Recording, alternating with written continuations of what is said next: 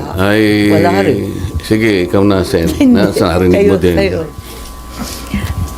Gusto ko lang i-rectify, umattend ako nung unang hearing na chair na si Senator Lacson.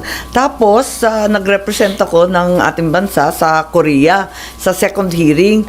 Kaya lang nadismaya ako dun sa pagtestigo ni Sergeant Gutesa. Nanood ako, pare-pareho lang. Sila na rin, kahapon, yun na nga, yung dalawang kasambahay, sila na rin ang sumasagot para sa dalawang kasambahay. Wala rin na tutukan, wala rin na bunyag. Ayaw ko sanang magsalita ng makakasakit o makaka-offend sa aking mga kasamahan. Pero yun naman ang nakikita ng mga Pilipino. Nakikita naman natin na parang wala namang pagtutuunan nito. Nalulungkot tayo, binoboses ko lang, nakikita. Imbes na yung mga may kasalanan ay ang matakot, ang mga nag-iingay pa ang sinisindak.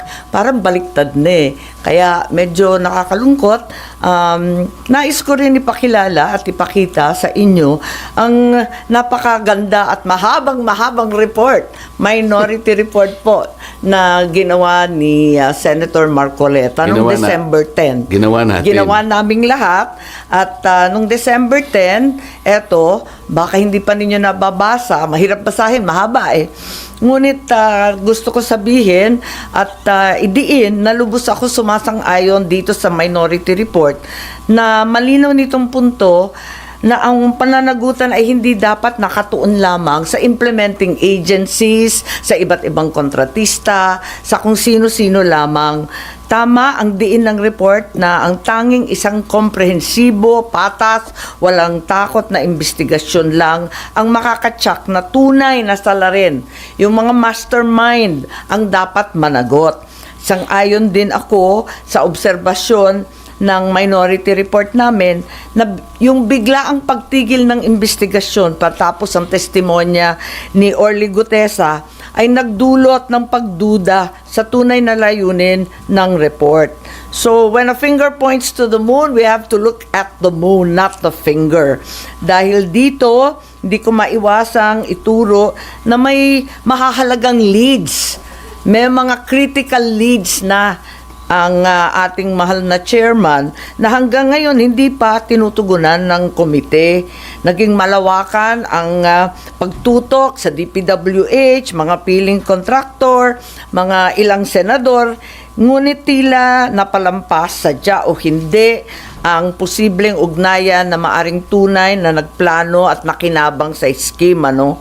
Noong 14 November, ang dating chair ng APRO, si Saldico, na maituturing isang maraming direktang kaalaman, ay nagsimulang maglabas ng serye ng video.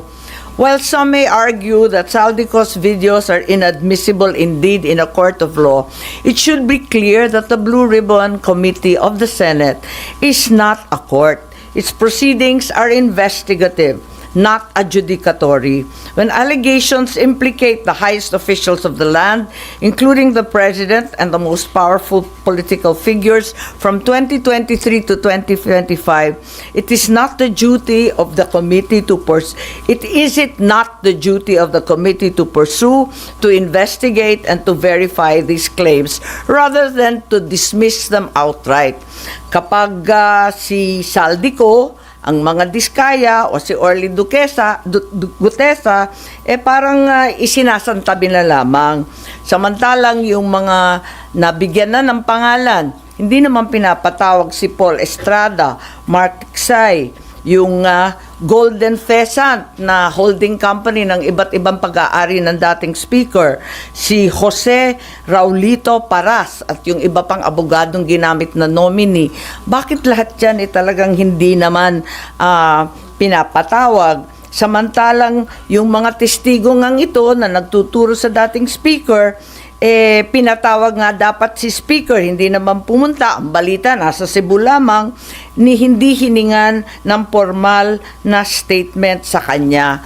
So, ayoko lang na nangingilala ng kamag-anak o kaalyado. Dapat tuloy-tuloy nakakabahala kapag ang pahayag ng komite kamakailan na di umano'y walang ebidensya na nag-uugnay sa flood control kay Martin Romualdez. Mga pahayag na inilabas kahit hindi pa tapos ang investigasyon, pati ba naman dito bumabaha ang pambabahala.